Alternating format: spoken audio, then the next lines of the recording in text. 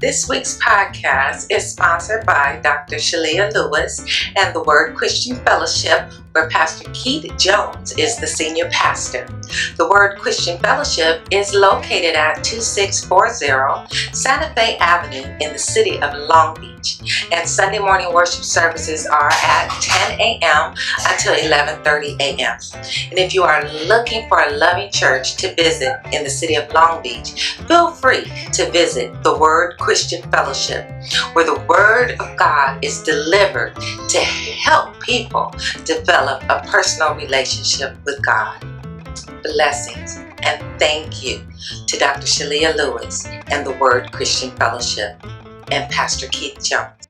Hello everyone, my name is Tamla Devon and I'm with Help Me to Help, and I am here with the wonderful Dr. Randall Maxey. He's an MD, PhD in the city of Inglewood, and he specializes in internal medicine. I hope I got that right, Dr. Maxey, right? Yes, internal medicine, nephrology, and regenerative medicine. And so, Dr. Maxey, thank you for joining us today. It's absolutely my pleasure. Wonderful. Well, you're here with me today because we are trying to get as many people as possible to be as healthy as possible, especially in the African American community. Far too many of us are dying from diseases that can be prevented and or reversed. Am I right? You're absolutely correct. Well, that's why we're doing this. And so today I want to talk with you actually about renal disease,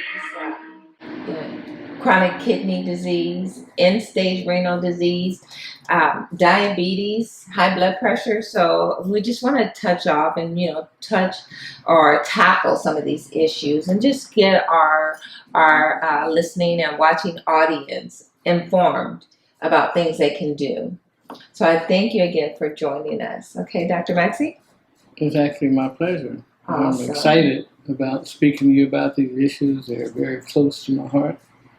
And it just occurred to me in thought that one of the first and best things I can tell a patient when I meet them to set the tone is to give an affirmation of life and health and speak that into the universe.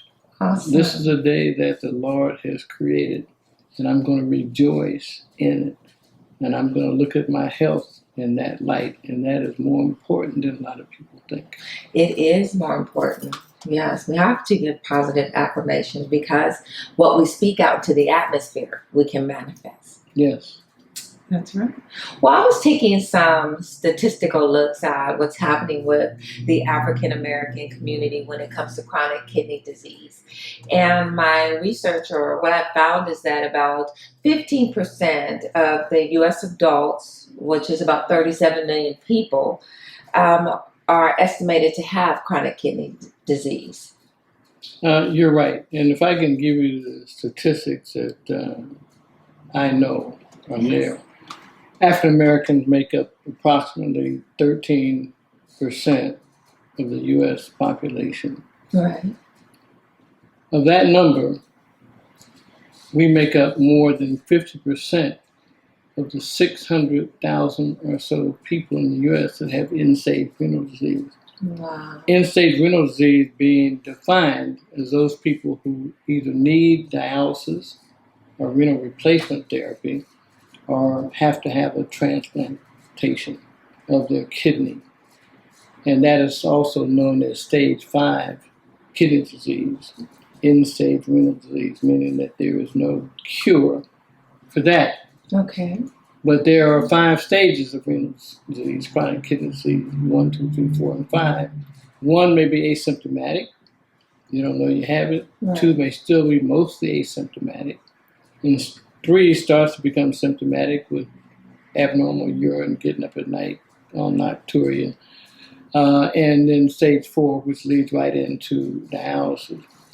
But the key number is that we make up 13% of the population, but more than 50% of those requiring dialysis or transplantation.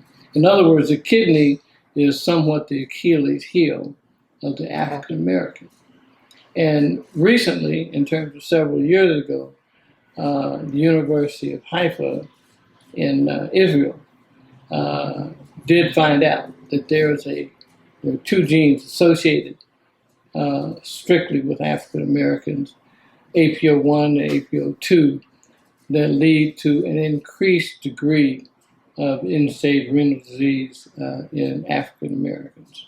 Okay. And that's something that is good that we found it, but tragic that it's there. Right. And then you add on top of it the environmental factors that heavily tilt renal disease in the way of blacks. That makes it even worse. Now, there are also other races that carry this APO. No. Primarily those that are black. Now, what is black? We know that there is no such thing as race. Right. Race is a political, social determination. But it's useful in this case that we consider African American those. They used to say anybody that had a drop of black blood is African American. But we know African American come in all sizes, colors, and shapes. You can look as white as a Nordic person, black as an original African. But it is those of us who make up that diaspora of those who are descended from slaves that were brought here that are most at risk, and those are the people I'm defining as African Americans. Okay. Now, there's no real scientific way to decide what percentage you are of what. So we're speaking politically and health-wise, if not medically. Okay. And so what are some of the other people that may be affected by this and don't even know it? Well, the biggest cause of kidney disease is diabetes. And the groups that are at severe risk for that are people of Latin or Hispanic descent, not necessarily a Castilian group, which are basically European, but more those who are mestizo. And those genes actually come through Asia, to China, from those who millions of years ago walked across the land bridge into what is now Alaska and down the coast of California into South America. And those are the ancestors of our Native Americans that we call Indians, and our Mexicans, Aztecs, Mayans, etc. They're at risk, more risk than the general population, but still not at risk to the same degree that African Americans are. And then we had those Africans who were brought over on the Middle Passage from mostly West Africa. And on that Middle Passage, where there was a lack of water, lack of food, and those who had the genes that allowed them to hold on to salt, hold on to water, they made it. Okay. The ones who did not have those genes died on the Middle Passage. So therefore, those who were deposited and therefore lived and were healthy enough to come across here became most of our ancestors in South Carolina, Alabama, Mississippi, etc. And while these Africans were toiling, picking cotton, planting sugarcane, that was all good because they exercised off those calories. But when they became modern couch potatoes and still had those genes that hold on to salt and water, that became deadly and morphed into high blood pressure, some of the metabolic diseases. We call something the thrifty gene theory. When people work hard, you don't get diabetes. You don't get the hypertension all the time. But now that we've gotten modern, eating all this sugar, eating all this salt, and basically going to work and looking at TV at night, right, that's what put us at risk. So what was the strength when you were a slave on the slave ship is not your strength in modern days. I understand. So it also shows that most or 9 out of 10 adults with kidney disease, they don't even know they have it. Well, we call high blood pressure the silent killer. Yes. And it doesn't hurt. You don't get dizzy. By the time you start having symptoms, then you're probably pretty far along. Now, some people say, I can know when I'm under stress. I can know when my blood pressure is up. Not usually so. Right. It's a silent killer. It's a silent killer. So that's something we have to look out for. So I do recommend that people who have a family history of hypertension, people who are African American, should periodically check their blood pressure. And in almost every drugstore, you can go in and put your arm in a cuff and they'll take your blood pressure. Right. Or you can buy it for a very low price, one of those blood pressure cuffs that's on your wrist. Push the button, it'll read your it'll read your blood pressure. Yeah. And you know. And we do want that blood pressure to be 120/80. And I've seen a lot of patients seen by doctors not of their culture who say it's okay if your blood pressure is 180/110. No And way. that's not true. They do say that. Okay. So we need to watch our numbers and we need to keep them in the normal range, Right. which is 120/80. Yes, sir. Okay. All right. So what are some of the major health risk factors for kidney disease? Well, let me back that up a little bit. Okay. There are some risk factors for disease in particular. And the diseases that lead to kidney disease usually are diabetes and hypertension. Yes. So I would include that in the commission.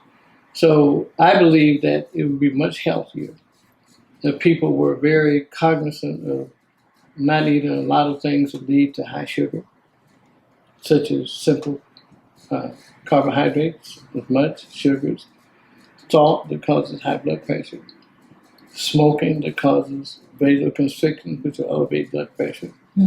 I have to admit, I have a problem. I drink coffee, and that coffee can also raise your blood pressure.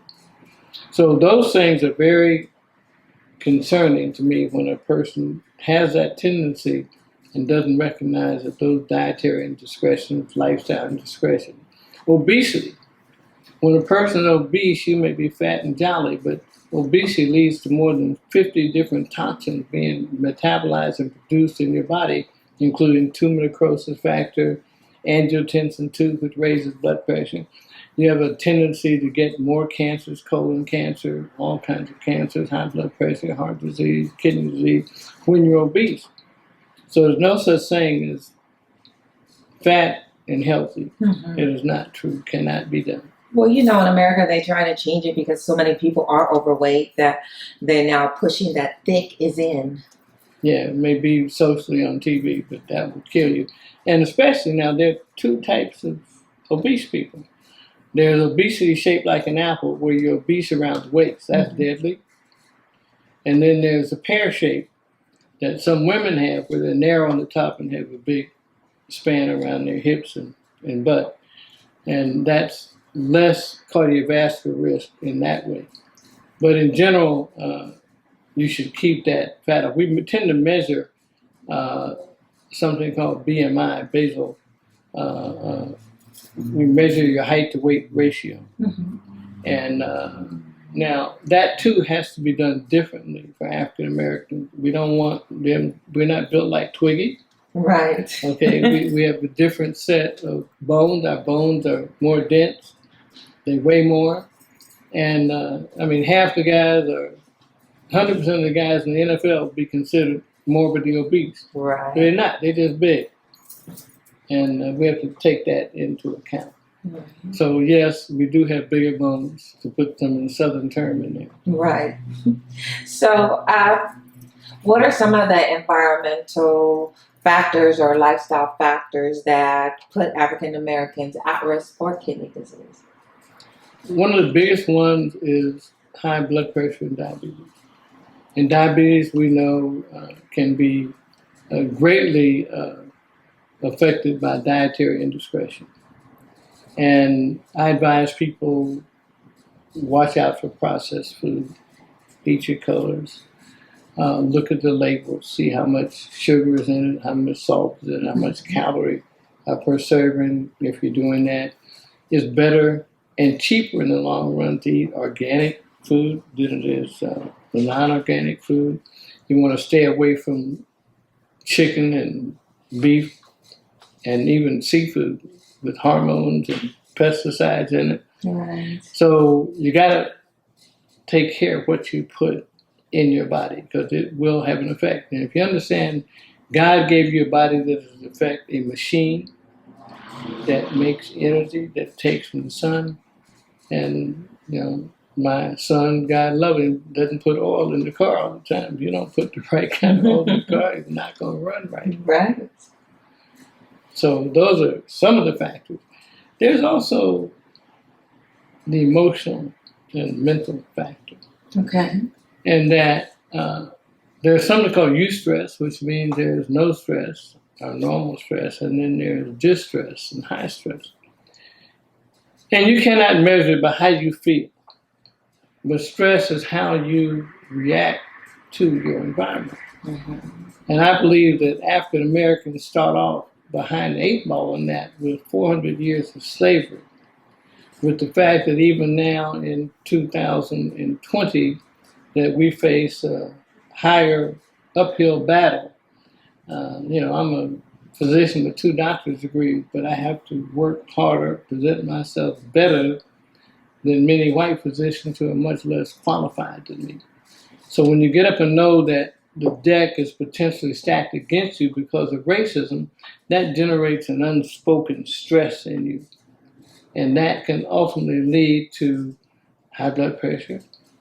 It can make your diabetes get out of control easier. There are certain hormones that you produce that make that tendency. So there are psychological factors. Right. In addition, it's been shown, even with animals, that the nurturing that you get as a child is very important. Now, I like to say there's no reason for you to be a crook or a gangster, but there are some factors that say you may have that tendency if you didn't get the nurturing that all mammalian and even non-mammalian species on Earth were supposed to have. It's very important. Now, let me just take that to a different level.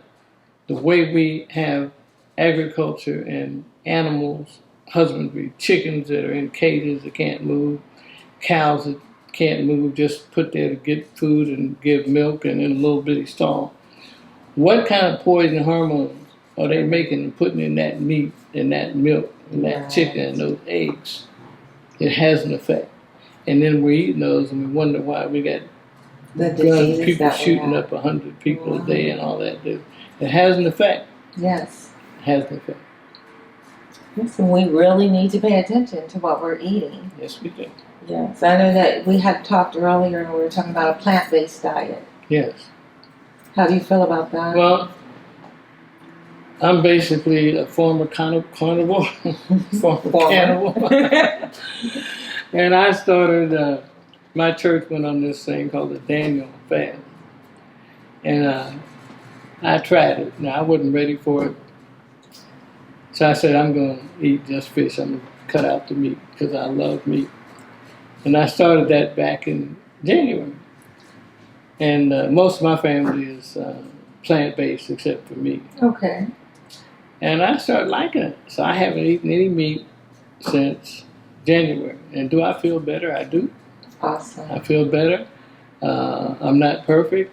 And maybe one day I won't even eat fish. But right, I'm done. But I do think a plant-based diet has been shown that people are generally healthier and happier, don't have some of the challenges that those who eat, a lot of meat. Now, not to be restrictive on people, so you can eat meat every now and then, you can do that, but try to find organic, plant-fed meat, not farm-raised. If you're going to eat fish, it should be, wild caught and caught in the cold waters of the Atlantic. Better because of the type of fish oil that they produce. Right. That's much better. So I do believe that plantarians, if not vegans, do better in the long run. Awesome. Well, getting back to diabetes here, so what are some of the main risks of diabetes on the body? Well, diabetes, as you know, can affect every single organ in the body. Mm-hmm. But it's starting at the top. Diabetes can affect your eyes because diabetes is a disease of the blood vessels. And the back of your eyes are called your retina, made up of a web of blood vessels, and it can definitely cause blindness. And if you look at a diabetic eye, you can see bleeding, you can see spots of fat and things that can start what's called retinopathy. At the same time, you notice that in the diabetic is probably doing the same thing in the heart and in the kidneys. So you have an increased amount of kidney disease, glomerular failure, with those blood vessels being affected in the kidney. Mm-hmm. And the heart has a lot of blood vessels, and guess what? They can clog up, and you have an increased amount of cardiovascular disease and heart disease. Right. In addition, diabetics tend to get peripheral vascular disease and peripheral nerve disease. So they start to become numb and have tingling in their feet, numbness. And many times you can injure your feet, step on a nail, step on a tack, and not know it because you don't have feeling. That can fester into something that turns gangrenous, and you can lose a leg. The same with blood vessels there, which may work less. And when you lose circulation in the distant limb, that again can lead to gangrene and the problem with limb loss. We now have ways to approach it surgically by doing balloon dilatation of those lower extremity blood vessels to open those blood vessels out. Mm-hmm. But if you don't get them in the first place, you're much better off being on that plant-based diet, knowing what your cholesterol is, staying away from fatty food, fried foods, basically a lot of ethnic food, where good taste is defined as salty and or sweet. Or if it's really good, it's salty and sweet. Salty and sweet, right. So some of the major changes that we need to make are lifestyle changes and dietary changes, correct? And physical activity. Right. And almost everybody can walk. And if you can walk, you don't have to be a track star. But if you can walk 30 minutes a day, 3 times a week, that's good. Walking is one of the best exercises you can do. And I think it's even better than running, because when you run, that puts pressure on your joints, on your knee joints, etc. But walking is just fine. Swimming is even better, and it's cardio, it burns calories, so does walking. But getting that regular thing, that bed will kill you, the couch will kill you, that TV will kill you. Mm-hmm. So lifestyle changes are appropriate eating, appropriate exercise, and the affirmation and mental health are extremely important. I know earlier we were talking about Uncle Arthur arthritis and medications that are being prescribed for people that suffer with that and the damage that that does on the body as well. Can you touch on that a little bit for us? Yes. A lot of us who are becoming a little bit senior have what the old people call Uncle Arthur. And arthritis, there are 2 types of arthritis. There's rheumatoid arthritis, which is a disease of the immune system. And there's osteoarthritis, which is not immune, doesn't have an immune component. Some people have both, okay? And where, in that case, in some of your major joints, you tend to lose the function of your cartilage, and you can have some bone destruction, and it can lead to a painful walking ability or moving your joints. And in some cases, you can have tears and damage of the menisci in your knees or the ligaments around that. And some people get it more than others. It's especially bad in people who are overweight, because on your weight-bearing joints, if you got 250 pounds pounded on that knee, that's bad for you. And the same for your hips. Mm-hmm. And there are medications, mostly anti-inflammatory, medicines that have been used for years. Ibuprofen is one, plain old aspirin, Tylenol. And those medicines have their beneficial effect, but they also have negative effects on your kidney, on your heart, and even in some cases on your muscles. What we do in regenerative medicine, we know that an orthopedic surgeon can replace a knee or hip. That usually costs, $100,000+, and the general life of that artificial joint is about 8 to 10 years. Okay. Well, I can treat that same joint with regenerative medicine, which is stem cells and platelet-rich plasma, at maybe $5,000 or $10,000, as opposed to $100,000. Well, we're definitely going to have to come back and talk about that. And avoid surgery. Medicine, yes, because and it will last as long or longer than that artificial joint that's been put in. So I know that the people are interested in hearing about that because a lot of people want to be off medication, especially with the side effects that they have. So we definitely are going to do another segment on that.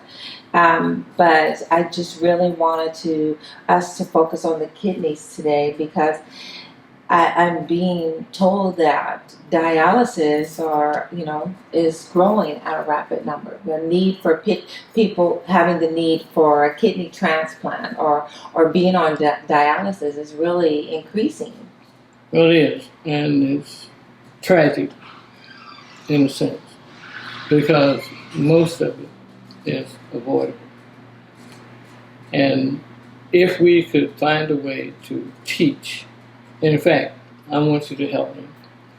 We need to have a project where we can teach health awareness, how to avoid nephrology, catastrophes, meaning kidney disasters, heart disasters, and prevent some of this. And it's a matter of exposure.